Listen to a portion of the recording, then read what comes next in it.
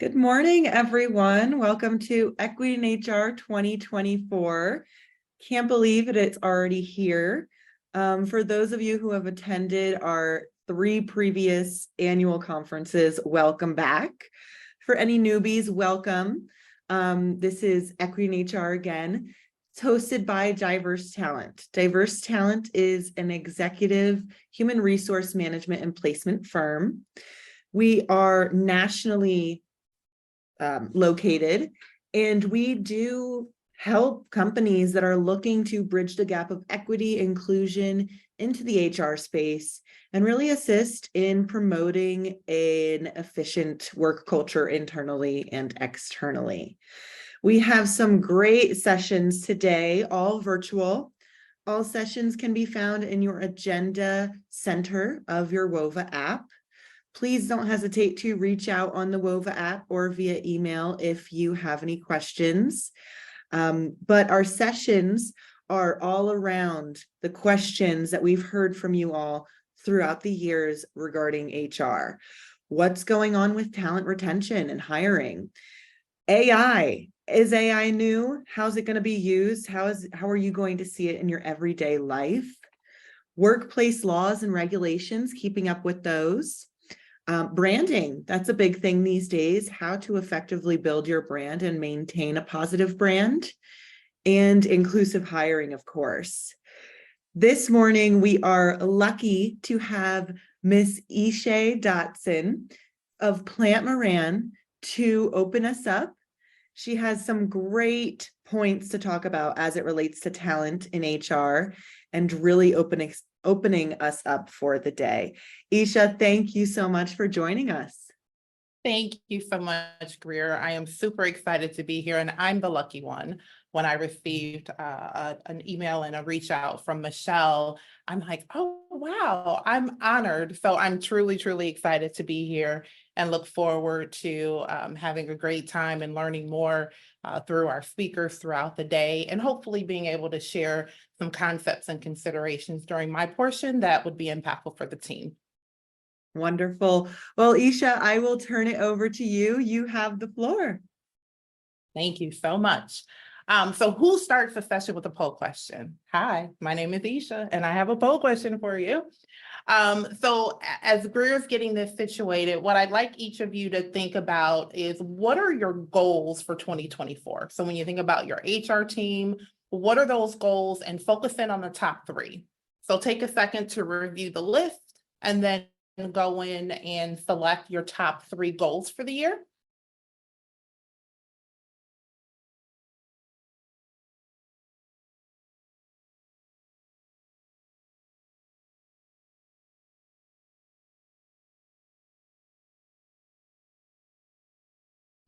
So see employee engagement and retention. Oh, I'll wait. I see some stuff moving.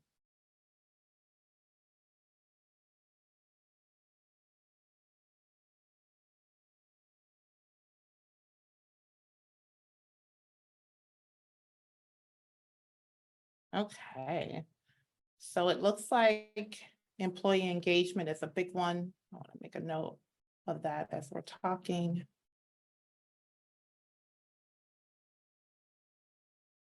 Advancing DE&I at 36% and talent recruitment at 27%.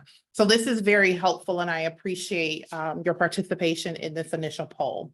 So poll question 2, when you think about your HR goals, how are you progressing? So is it slowly? Do you feel like you're on pace with the goals that you've established? We're 5.5 months in. So any of these answers are very fair answers to respond by. Do you feel like you're ahead of plan, or are you in that space of next question, please, because we haven't even gotten started?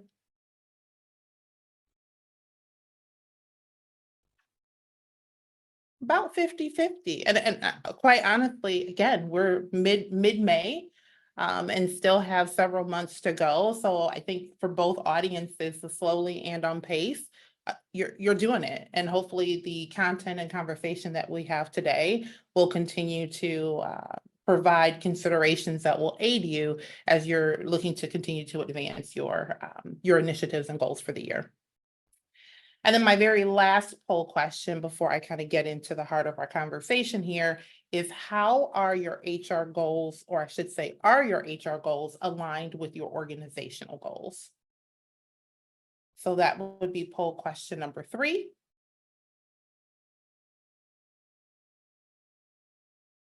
And as Greer is getting that pulled up, the ranking, if you will, is yes at 100%. Our HR goals are aligned with our company goals, somewhat, primarily, slightly, and no, not at all.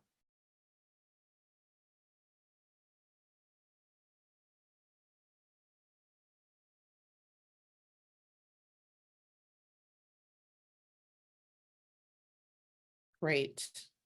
Let's see, we have about half of the group that's replied, but we'll give it a couple more seconds here. I love to see that over half of us have identified that most of our goals are primarily that we see our goals aligned with our organization structure and their goals, which is great, because that is an absolute degree of importance for us as we're thinking about the impact we want to have as HR professionals.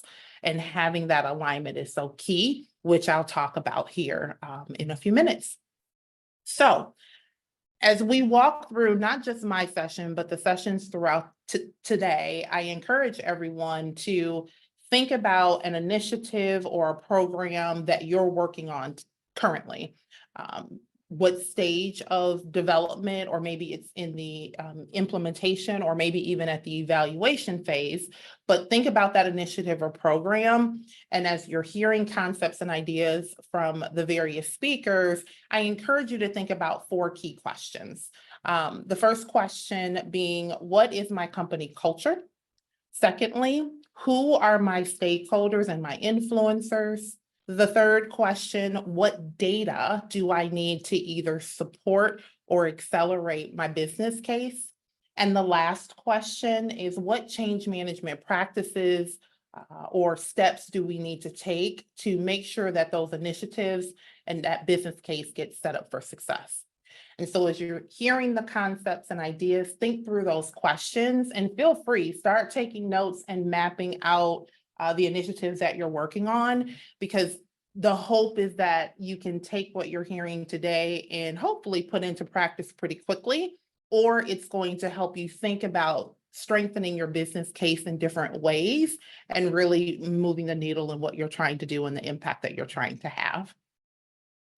So let's take a couple minutes to break down each of these. So when I say, what is your company culture, I'm really honing in on really getting into like the organization's goals and how decisions are made within your organization.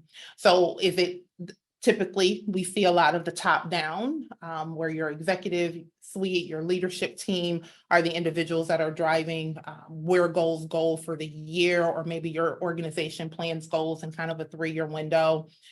Maybe you're in an organization that it's more roundtable. So department heads get together, propose what they want to do, and then decisions are made from there. And it could also be employee influenced, where you're having focus groups or pulse surveys throughout the year. And very similar to how Greer outlined how the topics for today's sessions were selected, that could be a very similar process in soliciting feedback from your employees. And that really helps strongly influence, if not drive, where your organizations go with their goal planning for the year. Also think about the pace of change within your organization. So we have some companies that talk about a goal, put a goal on paper. Yes, it's what we're striving for, but it can take a year or more to actually get things going and move towards implementation. And then we have the other spectrum where we could literally be ideating on a topic currently, right now in this moment, and then immediately the implementation team or the design team is pulled together and you're working through all of the components and aspects of that business case tomorrow. So I'm confident that we are representing a variety of us in that space. And so again, what is your company culture? What is their pace and rate of change or speed of change? And then lastly, your degree of risk. Depending upon the topic, depending upon the initiative, it might be something that really pushes the consideration window for how your organization moves and how your organization looks to progress. Or it could be something that fits very naturally into the speed and rate and how decisions are made. So that risk appetite is just as important as understanding the pace and rate of change, as well as then again, how decisions are made. Who are my stakeholders and my influencers? It's very natural. We all tend to focus in on who those stakeholders are, right? And those are typically the people approving whatever initiative we're looking to drive. But there's a whole host of people that are sitting in spaces that may not be in the directly impacted by that change or whatever initiative we're looking at, but they have a strong voice, be it in your department and maybe even across the organization. And those are the folks that I'm labeling as an influencer. They can make the change management process easier or more painful. So we have to think about not just engaging our stakeholders to get to the approval or to the decision, but we also have to consider who are those influencers and how do we need to bring them into this process in order to hopefully get them to be a champion for what we're looking for, or learn from their criticisms and strong objections to strengthen our overall business case. Data, data, data. Data can be internal, data can be external, but it's imperative when we think about how we want to move and the impact that we're trying to have within our organization. So whether you're looking at your workforce demographics, whether you're looking at your productivity and utilization percentages, maybe it's your customer service numbers, whatever industry we're sitting in and whatever data sets resonates with our organizations, it is highly important that we're including data and leveraging that information as a part of our business case and overall strategy to, again, continue to have the impact that we're looking for. Externally, kind of the same vein, but think about it through the lens of like who is the kind of governing body for your industry, kind of the leader of thought leadership within your industry. Are there competitor or organizations that would be important to kind of benchmark and look to see what they're doing? Are there lists, be it the Fortune list, be it the best of lists that are floating around, and who is kind of in that top space, in the space that you're trying to move to, and continue to leverage that information as well to help strengthen your business case. And then the change management of it all. I mean, that embodies just a whole host of things that we should be considering, but it really, to summarize it, it's the who, what, where, when, why, and how. No stone should be unturned when you are thinking about what we're trying to do and the change that needs to happen and how we can help drive that change through our role as HR professionals in facilitating and creating that change management energy that we need across the organization. Okay. All right. So now let's transition, keep those questions in mind, but now let's transition a little bit into we as HR folks, how do we continue to drive what we're hoping to accomplish when we think about people are the center focus of our organization, no matter what we're pushing out, be it products, be it a service, people are still needed in order to make sure that our organizations are growing and meeting their goals. So a lot of the concepts I'm about to get into here with you here for the next few minutes really focus on our professional development and how we structure ourselves as an HR team to also offer and develop our teams through these concepts. This list is not inclusive by any means, and rather are things when Michelle and I spoke a couple of months ago, things that have been kind of top of mind and I've paid more attention to as I think about our change, as I think about our goal planning for the year here within Plant Moran. These are concepts and things that have been top of mind through this reflection process that I wanted to bring to you today. One other thing that I missed that I wanted to share about those 4 questions, your responses are your responses. There are no right or wrong answers. This is really you thinking about culture, who are my stakeholders and influencers, data and change management through your company, and then taking these concepts and hopefully being able to put some of what we're discussing today into action. So then let's talk about organizational goals. So many of you, I think everybody either said that their goals are somewhat or primarily aligned with your organizational goals. That is amazing, and something that I encourage you, no matter your level, to make sure that as an HR team, that is being done consistently. When I think about coming out of school at Grand Valley, which is here in the state of Michigan, but coming out of school at Grand Valley, there was this stigma of what HR and who HR professionals were. We were the compliance police. We didn't understand our organization's business model. So how in the world are we going to have impact and drive change? But when I think about where we were then and the stigma, though not saying that stigma was true, the stigma that existed then has all of us have impacted that change and how we are perceived within our organizations. And a lot of that deals with and can be aligned with the fact that we're thinking about our goals through the company goals. And that gives us a different degree of credibility and hopefully has provided each of us an opportunity to be invited to tables where in the past we were basically recipients of the information coming out of those strategic discussions. And here we have the opportunity to be a part of those discussions and really drive change and have impact. So then that leads me to speaking the language of our organization. And so I'll tell you a story. When I transitioned from recruiting into a talent development role within the organization, I had a fairly high degree of credibility. The partners and hiring managers that I worked with within the organization really saw me as a SME, which was great and something that I still feel really good about all these years later in my career.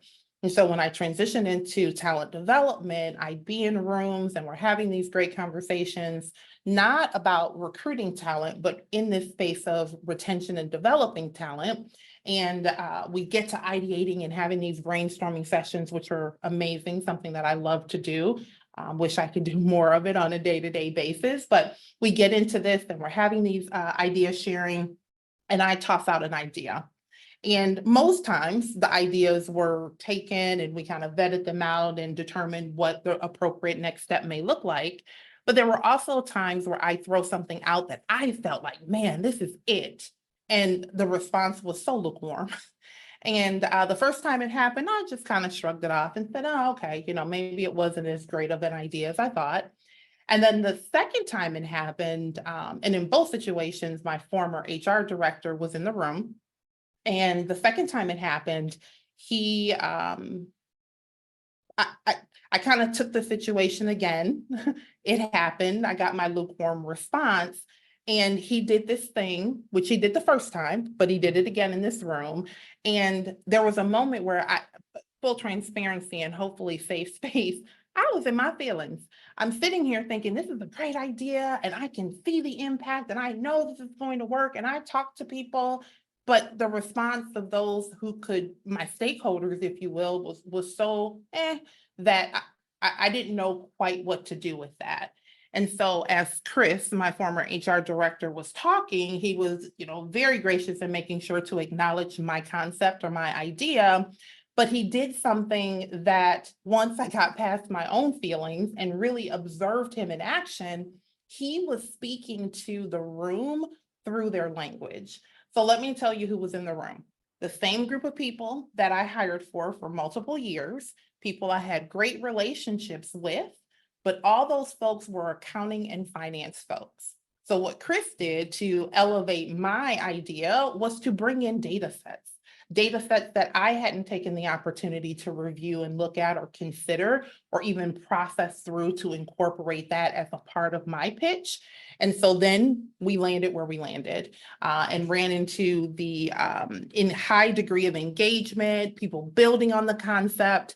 And before you know it, we have a small work stream pulled together, working to design and ultimately implement that initiative. And so I use that example to bring it back to understanding the language of your organization and making sure that that language is embedded in everything that you do.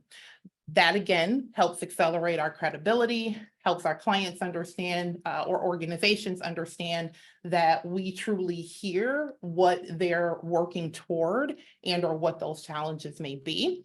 And it's something that after that second time, it has not happened again, or very rarely has it happened, because that aha was exactly what I needed from a professional development standpoint. And it's something that now I keep top of mind in everything that I do. And I also share that and coach my team to do the same. So I mentioned those were accounting and finance folks, and numbers are their thing, but that brings us back to the data conversation. So as I mentioned earlier, data can come internally or externally, but it's important to not over-engineer it. So I'm a person who tends to really lean in on 3 to 5 concepts, 3 to 5 things, 3 to 5 data sets, whatever your 3 to 5 looks like. And it's okay to just have 3. Sometimes it's okay just to have 2, but as you're looking at and considering what data sets and information you may want to provide as a part of your business case to either, again, accelerate, start new, or potentially pivot your initiatives, it's really important to hone in on what is really going to drive my business case. One other consideration when you think about data and information is you got to look at it on both sides of the coin. So while we get very excited about programs and things we want to do, and so we're our human nature, we're looking at sets that are going to reflect positively on that initiative. We also have to think about, on the flip side, any challenges or pushback that we may receive. And so doing our due diligence, reviewing data that would be against something that we were considering or proposing on is just as important as identifying that data and information for the things that we know are absolutely supportive of and would illustrate why what we're trying to drive is so important. Let's now transition a little bit into team structure. So I didn't include a poll question, but and it really isn't significantly attached to how large of an employee base you have, or even how many people are sitting in HR to support that employee base. But it really is about structuring your HR team in a way that aids in the optimal service and impact that you want to have. So one example, so our organization, Plant Moran, has today about 3,800 employees, which we call staff. So if you hear me using staff instead of employee, that's why. I've been here for about 20 years. So using the term employee feels so unnatural to me. But so if you hear me mistakenly use those interchangeably, that's why. But with the 3,800 employees that we have within our organization, we have just slightly over 100 people within human resources. And so to give perspective, when I joined the firm in 2004, we were just under 1,200 people and had an HR team of about between 30 and 35 folks.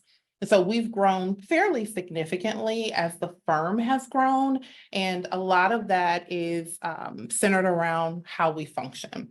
So when I think about training and delivery, when I think of training and development, when I think about recruiting, when you think about your HR business partners or employee relations specialists, those 3 areas tend to have the most visibility within the organization and tend to be where you see the largest consortium of HR folks sitting in those spaces. But then you have so many amazing operational roles that I like to say kind of work behind the curtain to help set the organization up for success.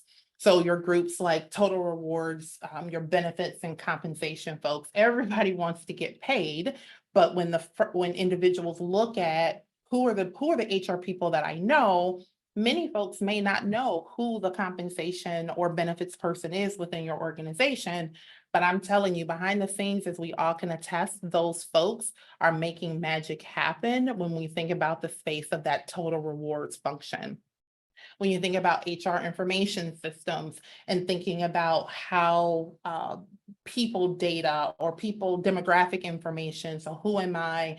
How do I identify? What is my phone number, my department? Those little simple things that kind of day to day we don't think about, but the behind the scenes operations of pushing that from your HR management system directly to all the other firm platforms and systems. It is amazing to watch those folks and our technology teams work together and bring that amazing information together in that way. But one example that is different for us that I'd love to toss out there to you all, and that'll kind of lead me in a little bit about AI. I don't want to spend too much time in that space because I know we have some speakers coming up a little later this morning that are going to get into this. But one of the things that we were structured as an HR team, we had traditional kind of administrative assistants, or you can even call them coordinators, sitting in each of our HR functions. So there were 1 to 2, maybe even 3 administrative professionals that were helping us with everything operational you can think of. And what we found, while those folks were very successful in their vertical, they didn't have a lot of exposure to other aspects of HR. So when I think about a well-rounded HR team, the one regret that I have is that we didn't try this out years ago. And so what we did more recently, maybe in 21, we we brought all of our administrative coordinators together in one function. And instead of having people aligned to each individual function, we brought them together so that they are learning all aspects of human resources. And it just gives me chills. And we just came off or in the heart of our performance management season right now. And it just gives me chills as I think about our emerging leaders that are getting such a well-rounded exposure to human resources through the day-to-day and what that is going to look like for the organization in the next 5 to 7 to 10 years. Now, we have very amazing specialists sitting in our functions, doing amazing work and having significant impact. But when you think about the perspective that now our administrative folks or coordinators, as we call them, are gaining through working in each of the HR functions, just even the types of questions that they're asking are so much more informed than in the past. And they're creating connections or connecting the dots in ways that in our former model, having somebody just solely report into each individual function may not have been able to do. The other benefit of having this collective group of coordinators working together on all things HR, it also created an opportunity for us to accelerate efficiencies. So in each of our verticals, the things that we were working on, we were good at it. And so whenever you had a recruiter or whenever you had a training professional step into a coordinator capacity or need to get something done that the coordinators typically handled, there was a lot of time spent in just getting ramped up because they had been removed from some of those ongoing tasks and operational activities, that there was some ramp up time. There could have been some missteps, and not could have, probably were missteps that had occurred because that wasn't the space people were living in regularly. And because they had been so far removed from it, it was a challenge to get up to speed quick enough to then go in and have impact. When I think about the Center of Excellence model that we've created with our coordinators, that has created an opportunity to standardize our processes across all of HR and really thinking about the standardization, and then allowing a team of folks to then be the specialists and the SMEs in that space, because these are the tasks that are coming through every day or every other day. And now we have individuals that are doing it, creating efficiencies, don't have to spend a ton of time getting ramped up because they do it often, and or can easily refer to a standard process doc and walk through and make updates as processes change. This has been huge for our team. And as I mentioned, the perspective component has been great. But when I also think about our efficiencies, and then being of support of our specialists as they're trying to drive conversations and having the impact that they want to have with our direct clients, the Center of Excellence has actually been a huge win for us on the HR side. I also want to spend just a second, and I know we have a session that talks about social media and branding, and there's a section where we're talking about AI and technology within HR. It got me thinking in preparing for this discussion today that colleaguing and relationship management within HR and outside of HR is so vital to our mutual success. So when you're a smaller team of HR professionals, we tend to have many more meetings together where we're sharing information, talking about what's happening in our spaces, connecting the dots, almost in a roundtable fashion. But as we get larger and have larger HR teams, it is very natural to become siloed and become very deeply entrenched in that specialist space, and then lose sight of what else is happening more broadly across the organization. Then you layer in, what are other groups doing? What is our internal accounting doing? And how does that feed into payroll? And what other efficiencies are they working on that then can impact how our staff receive their regular pay, or maybe it's their perks and benefits? You also think about technology team. A lot of that innovation and how the organization is using technology is coming from a totally different department than HR. But we can learn so much together and collectively that it's important to think about, what do those relationships look like? How siloed am I within my HR role or function within the organization? And how might I best branch out so that we're seeing the mutual benefit of working together in a more cohesive way? I jotted down a couple of examples that are really quick that I want to share, but one, I mentioned the technology and innovation. We have said to our technology team, leverage us. You want to try out a function, you want to try out a new program, give us a call. We are happy to be your test group for just about anything that you think of. And then that kind of gets us at the table for early adoption and thinking about, wow, while we may not be the primary end user of this program, now we're thinking about our organizational connection. And so if we can champion something from a technology standpoint that our organization is looking to do, use us in that way. Another example, which was small, but had a huge impact. Plant Moran is a professional services, accounting, consulting organization, and all of us are very familiar with 415. And so a lot of our team members here at our firm are very knee-deep into their client work when you think about kind of January through that April 15th and beyond slightly date. And so multiple years ago, call it 4 or 5 years ago, it was pre-COVID, we realized and had received feedback from multiple people about, gosh, we're receiving all these emails from HR and accounting and technology pretty much on April 16th through April 19th, and we just can't keep up. And so a very small group of us said, okay, we're hearing this feedback in different ways. Is there something that we can be doing differently? And coming out of maybe 7 to 10 hours of time spread over a 2 to 3 week period, we figured out a way to strengthen our cohesive communication model, the things that we needed our employee base to take action on coming out of tax season, and also questioning our own timing. We were just so used to having everything ready to hit send on April 16th, and we really gave a critical eye to, but do we need it by April 18th? And in some cases, the answer was no.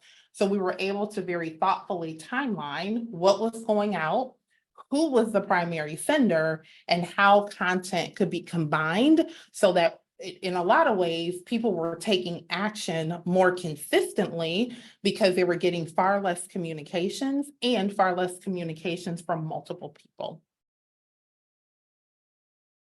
The last item that I want to talk about here is we think about our own development and the ways that we can continue to have impact, and thinking about those initiatives that you're looking to either start new, accelerate, or maybe pivot a little bit, is the role of being a change agent.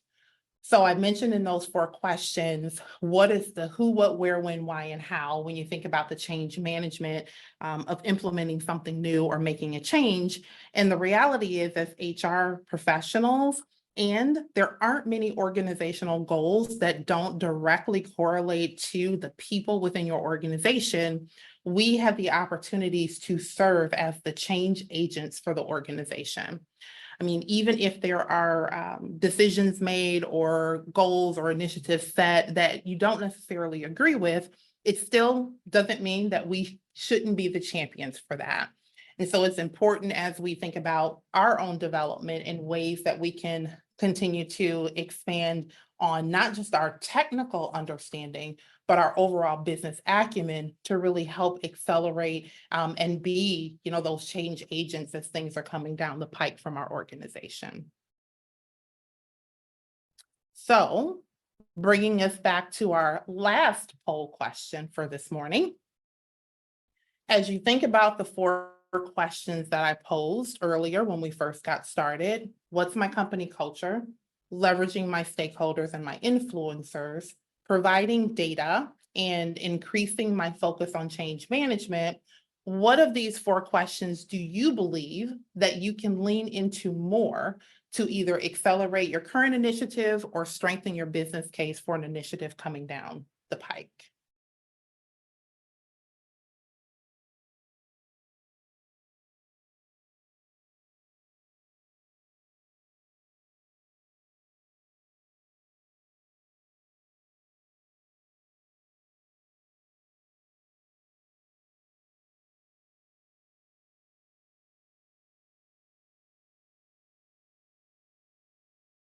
Excellent.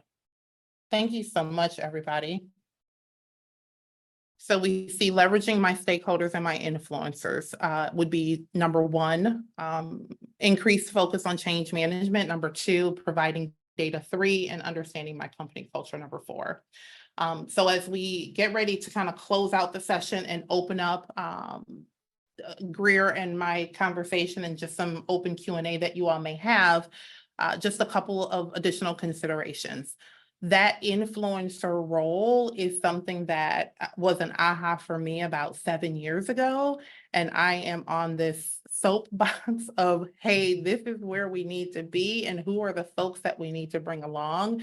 And I guarantee you, as you think about those 2 buckets of individuals that you need to engage, you will absolutely see the impact that you want to have when you start bringing along those influencers in a way, just almost as intimately as you would your stakeholders as you're seeking that buy-in and approval. The data piece, I've talked about that quite enough through this conversation. And then change management. There for a while, I would hear people kind of use change management and project management interchangeably. And how I would create distinction between the 2 is an effective project. Managing a project effectively is really taking into account all of the aspects and what needs to be done to move from a design or an idea into the design phase through to implementation. And then also evaluation, which is a step that we tend to overlook sometimes. We get so excited, we get things moving. The first 2 years are great. And then you blink and we've had something going on for about 5 or 6 years and nobody stopped to say, is this really still serving the purpose and the objective that we initially set out? When you think about change management, it encompasses a lot of what we talked about today, and it's much broader than timelining activities and setting decision milestones or celebration milestones. It really is, again, the who, what, where, when, why, and how.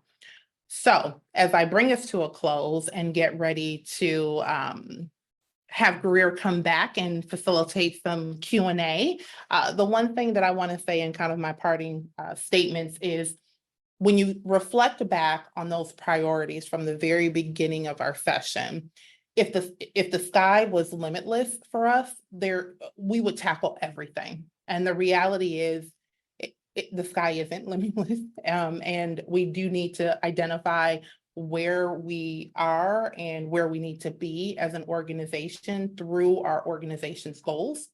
And in that same vein, making sure that regardless of our company size, regardless of our HR size, that we're really prioritizing where we can have the most impact.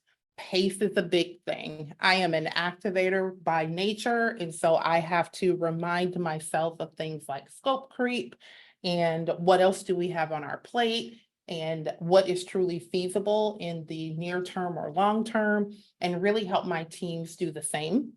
Because without that, we'll have way more things on our plate than we can truly have accomplished.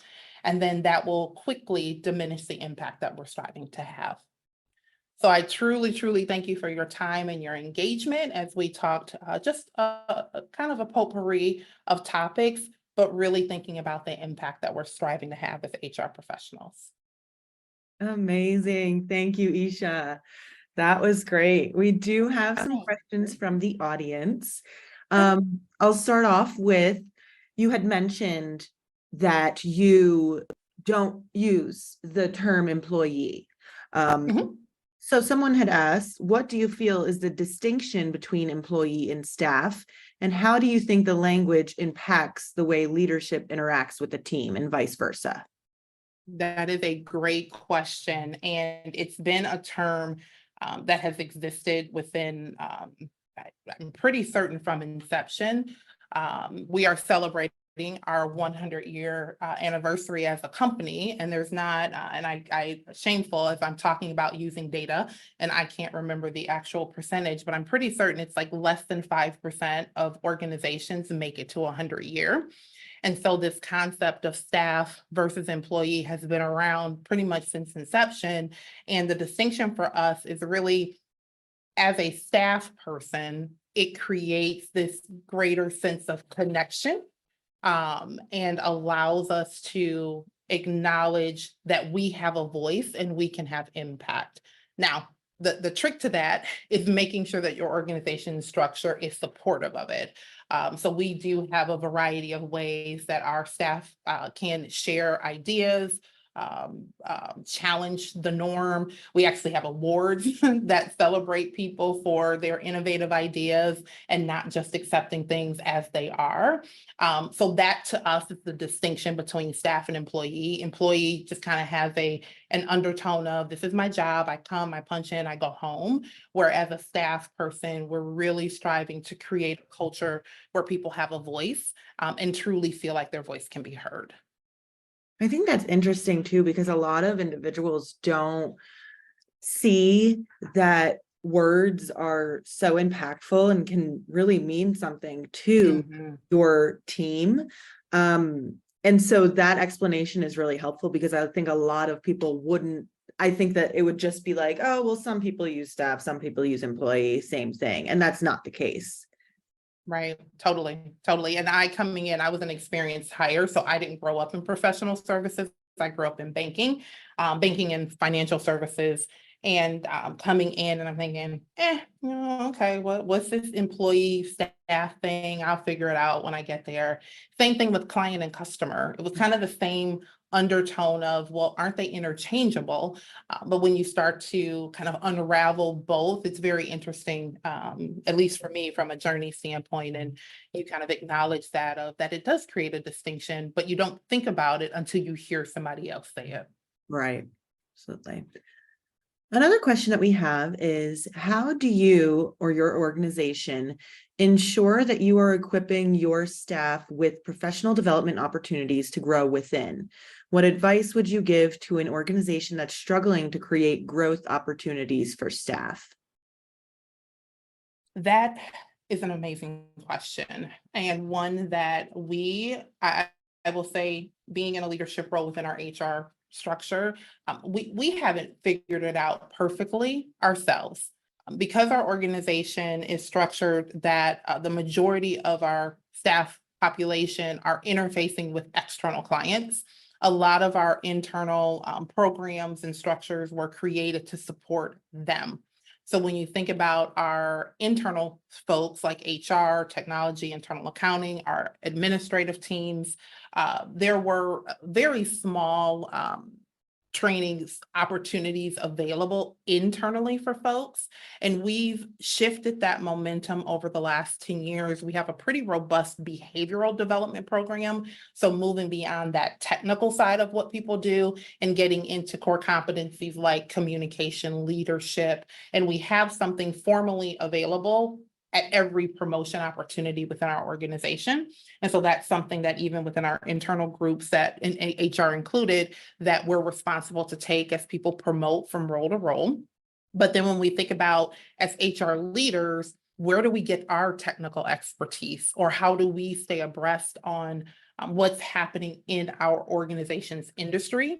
So different than just our technical knowledge, but understanding our org and what is happening in the marketplace.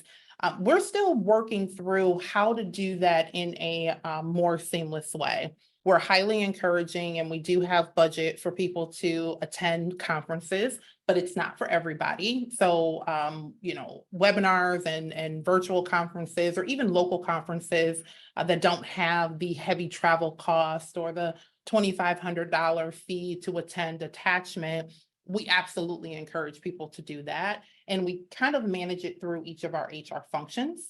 But then collectively as a HR leadership, we do ask, like, who's going where, what are we looking to gain from that? And then we also add a requirement for any participation beyond something that is a 1-hour webinar or a free local meeting or networking you go to, is how are you syndicating that to your team?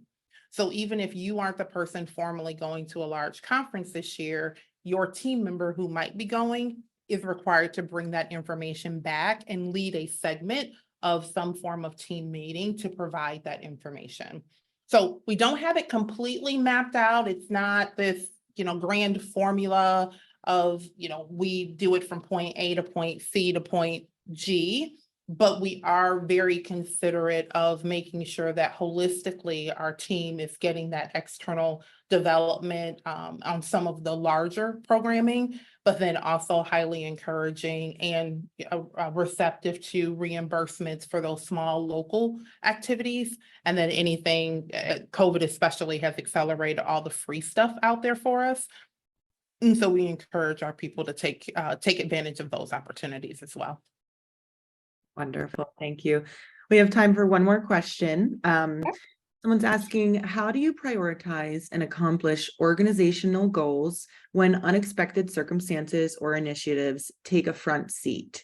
How do you ensure you communicate with your staff effectively so they feel supported while also shifting gears from a logistics standpoint? That is a wow. We have. So what I would encourage is transparency. It really starts with, if your team can see, here's my company, here are the company goals, here are our HR goals, and even giving a glimpse of how we got there. And so whatever model you take, whether it's roundtable, employee influenced, or top down, just being transparent around how you got there. I think that initial step can really help aid in when things change, that you can now correlate, okay, these are the goals that we established and why. But as an organization, we had to pivot. And here's why.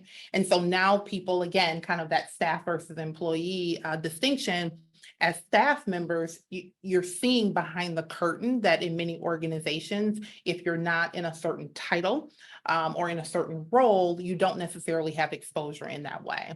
So I would start with the transparency of what are the goals and how did we get there, and then being thoughtful in how you post to those goals throughout the year. It just helps in that change management process that if there is a pivot or a conflicting priority that would require hundreds of extra hours. And as an organization, we're not saying you should be working 100 more hours to get this done.